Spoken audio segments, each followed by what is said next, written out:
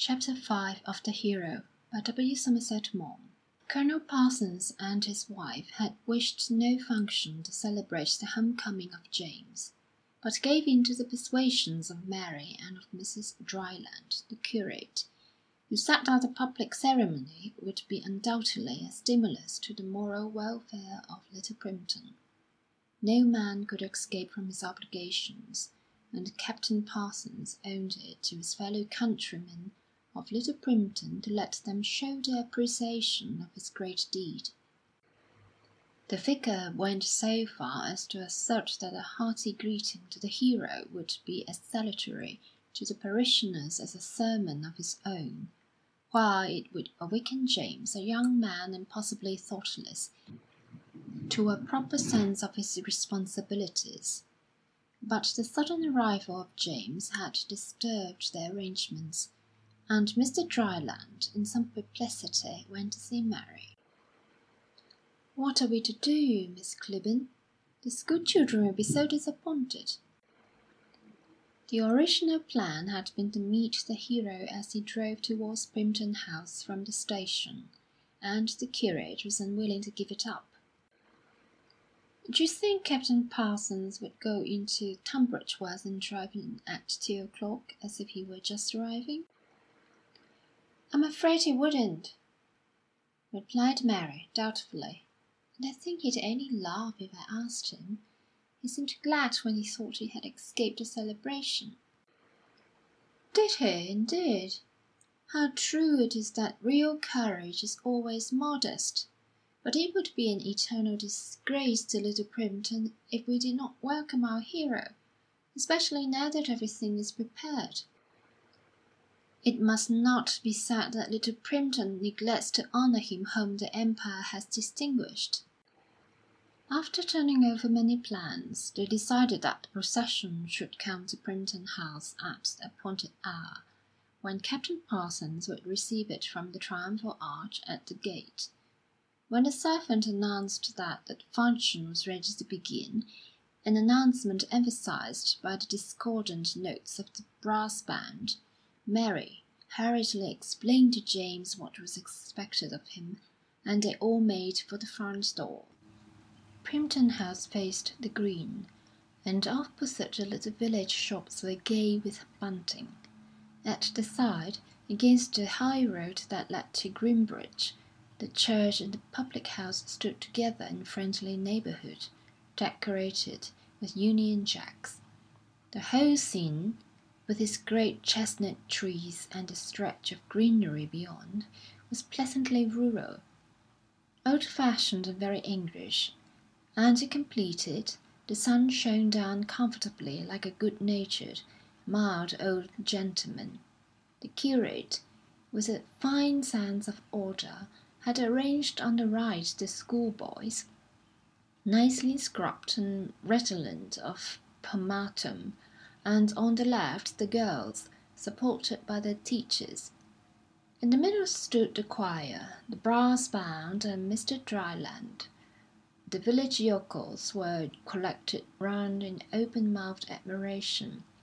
The little party from the house took their places under the triumphal arch, the Clibborns assuming an expression of genteel superciliousness. And as they all wore their Sunday clothes, they made quite an imposing group. Seeing that they were ready, Mr. Dryland stepped forward, turned his back so as to command the musicians, and coughed significantly. He raised above his head his large white clerical hand, stretching out the index finger, and began to beat time. He bellowed aloud, and the choir, abowed so late, followed lustily. The band joined in with a hearty braying of trumpets. "See, the conqueror hero comes! Sound the trumpets, beat the drums!" But growing excited at the music issuing from his throat, the curate raised the other hand which held his soft felt hat, and beat time energetically with that also. At the end of the verse the performers took a rapid breath, as though afraid of being left behind, and then galloped on, a little less evenly, until one by one they reached the highly decorated Amen.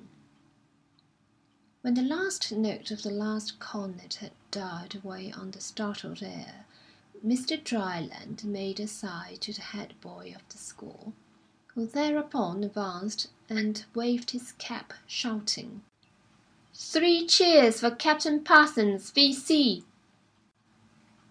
Then the curate, wiping his heated brow, turned round and cleared his throat. "Captain Parsons," he said, in a loud voice, so that none should miss his honeyed words, "we, the inhabitants of Little Primpton, welcome you to your home. I need not say that it is with great pleasure that we have gathered together this day to offer you our congratulations on your safe return to those that love you. I need not remind you that there is no place like home. Hear, hear!" from the vicar. "We are proud to think that our fellow parishioner should have gained the coveted glory of the Victoria Cross. Little Primpton need not be ashamed now to hold up its head among the proudest cities of the empire. You have brought honour to yourself, but you have brought honour to us also. You have shown that Englishmen know how to die. You have shown the rival nations of the continent that the purity and the godliness of old England still bear fruit. But I will say no more. I wished only to utter a few words to welcome you on behalf of those who cannot, perhaps, express themselves so well as I can. I will say no more, Captain Parsons. We hope that you will live long to enjoy your honour and glory, side by side with her who is to shortly become your wife. I would only assure you that your example has not been lost upon us. We all feel better, nobler, and more truly Christian. And we say to you, now that you have overcome all dangers and tribulation, now that you have returned to the bosom of your beloved family, take her who has also given us an example of resignation, of courage, and of resignation. Take her, we say, and be happy, confident in the respect, esteem, and affection of the people of Little Primpton. James Brown, who has the honour to bear the same Christian name as yourself, and is also the top boy of the parish school, will now recite a short poem entitled Casabianca. Mr. Dryland had wished to compose an ode especially for the occasion. It would evidently have been effective to welcome the hero, to glorify his deed, and to point the moral in a few original verses. But unhappily the muse was froward, which was singular, since the elite of Little Primpton had unimpeachable morals, ideals of the most approved character, and principles enough to build a church with, nor was an acquaintance with literature wanting. They all read the daily papers, and Mr. and Mrs. Jackson, in addition, read the Church Times. Mary even knew by heart whole chunks of Sir Lewis Morris, and Mr. Dryland recited Tennyson at penny readings. But when inspiration is wanting, the rhyming dictionary for which the curate sent to London will not help to any great extent. And finally, the unanimous decision was reached to give some well-known poem opposite to the circumstance.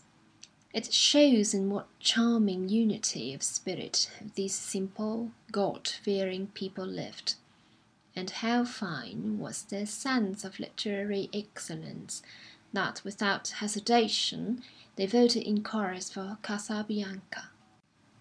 The head boy stepped forward. He had been carefully trained by Mr. Dryland, and with appropriate gestures recited the immortal verses of Lycia Hemans. The boy stood on the burning deck, whence all but he had fled. The flame that lit the battle's wreck shone round him o'er the dead. When he finished, amid the discreet applause of the little party beneath the archway, Mr. Dryland again advanced. "Polly Game, the top girl of the parish school, will now present Miss Clibborn with a bouquet. Step forward, Polly Game." This was a surprise arranged by the curate, and he watched with pleasure Mary's look of delighted astonishment. Polly Game stepped forward, and made a little speech in the ingenious words which Mr. Dryland had thought natural to her character and station. "Please, Miss Clibborn, we, the girls of Little Primpton, wish to present you with this bouquet as a slight token of our esteem. We wish you a long life and a happy marriage with the choice of your art." She then handed a very stiff bunch of flowers, surrounded with frilled paper like the knuckle of a leg of mutton. "We will now sing hymn number 137," said Mr. Dryland. The verses were given vigorously, while Mrs. Clibborn, with a tender smile, murmured to Mrs. Parsons that it was beautiful to see such a nice spirit among the lower classes. The strings of the brass band died away on the summer breeze, and there was a momentary pause. Then the vicar, with a discreet cough to clear his throat, came forward. "Captain Parsons, ladies and gentlemen, parishioners of Little Primpton, I wish to take the opportunity to say a few words." The vicar made an admirable speech. The sentiments were hackneyed, the observations self-evident, and the moral obvious. His phrases had the well-known ring which distinguishes the true orator. Mr. Jackson was recognised everywhere to be a fine platform speaker, but his varied excellence could not be appreciated in summary, and he had a fine verbosity. It is sufficient to say that he concluded by asking for more cheers, which were heartily given. James found the whole affair distasteful and ridiculous, and indeed scarcely noticed what was going on, for his thoughts were entirely occupied with his father. At first Colonel Parsons seemed too depressed to pay attention to the ceremony, and his eyes travelled every now and again to James, with that startled, unhappy expression which was horribly painful to see. But his age and weakness prevented him from feeling very intensely for more than a short while. Time had brought his own good medicine, and the old man's mind was easily turned. Presently he began to smile, and the look of pride and happiness returned to his face. But James was not satisfied. He felt he must make active reparation. When the vicar finished, and he understood that some reply was expected, it occurred to him that he had an opportunity of salving the bitter wound he had caused. The very hatred he felt at making open allusion to his feelings made him think it a just punishment. None knew but himself how painful it was to talk in that strain to stupid, curious people. "I thank you very much for the welcome you have all given me," he said. His voice trembled in his nervousness, so that he could hardly command it, and he reddened. It seemed to James a frightful humiliation to have to say the things he had in mind. It made them all ugly and vulgar. He was troubled also by his inability to express what he felt. He noticed the reporter of the local newspaper rapidly taking notes. "I have been very much touched by your kindness. Of course, I'm extremely proud to have won the Victoria Cross, but I feel it is really more owing to my father than to any deed of mine. You all know my father, and you know what a brave and gallant soldier he was. It was owing to his fine example and to his teaching and to his constant loving care that I was able to do the little I did. And I should like to say that it is to him and to my mother that I owe everything. It is the thought of his unblemished and exquisite career, of the beautiful spirit which brightly coloured all his actions, that has supported me in times of difficulty. And my earnest desire has always been to prove myself worthy of my father and the name he has handed on to me. You have cheered me very kindly. Now I should like to ask you for 3 cheers for my father." Colonel Parsons looked at his son as he began to speak. When he realised Jamie's meaning, tears filled his eyes and streamed down his cheeks, tears of happiness and gratitude. All recollection of the affront quickly vanished, and he felt an ecstatic joy such as he had never known before. The idea came to him in his weakness: "Now I can die happy." He was too overcome to be ashamed of his emotion, and taking out his handkerchief, quite unaffectedly wiped his eyes. The band struck up "Rule Britannia" and "God Save the Queen," and in orderly fashion, as Mr. Dryland had arranged, they all marched off. The group under the triumphal arch broke up, and the Jacksons and Colonel and Mrs. Clibborn went their ways. Mary came into the house. She took Jamie's hands, her eyes wet with tears. "Oh, Jamie," she said, "you are good. It was charming of you to speak as you did of your father. You don't know how happy you've made him."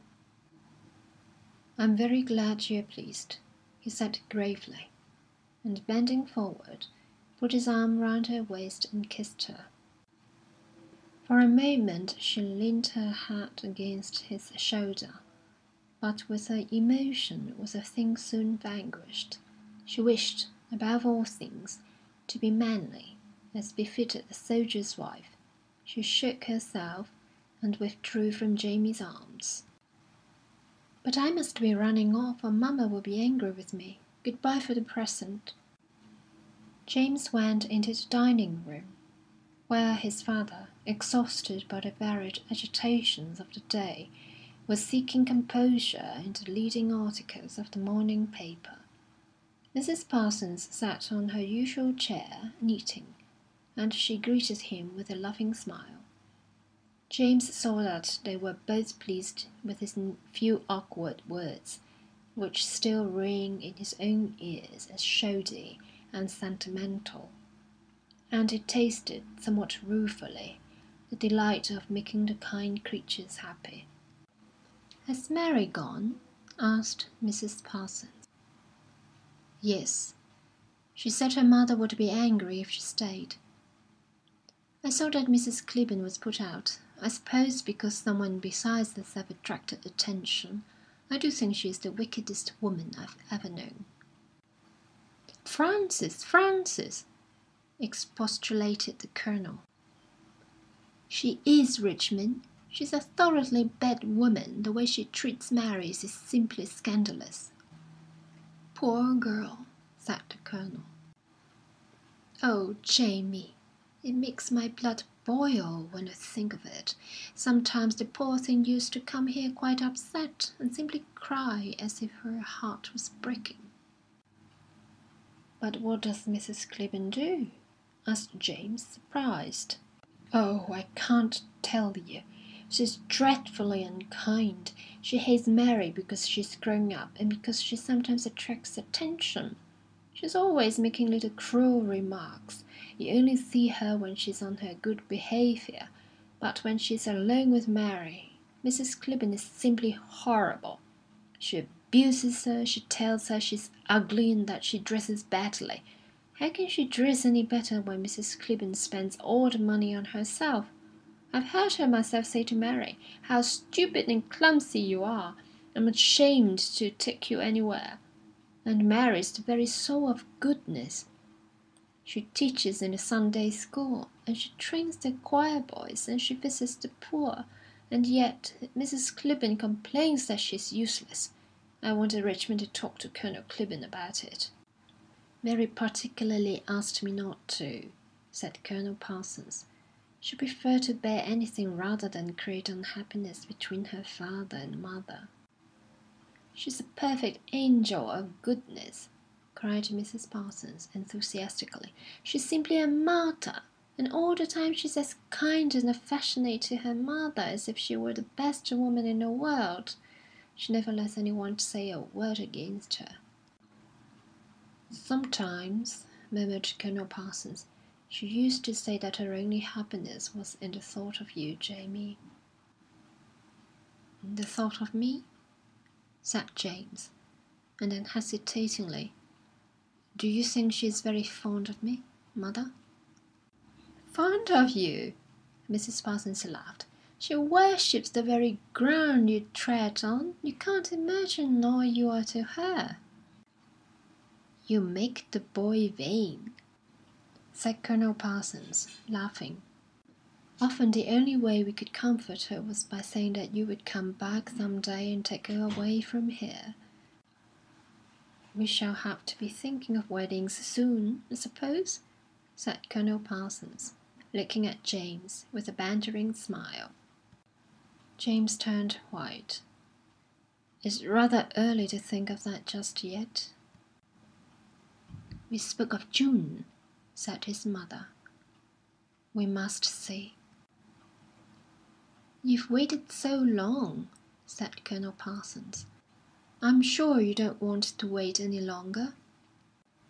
"She will make you a good wife, Jamie. You are lucky to have found such a dear, sweet girl. It's a blessing to us to think that you will be so happy."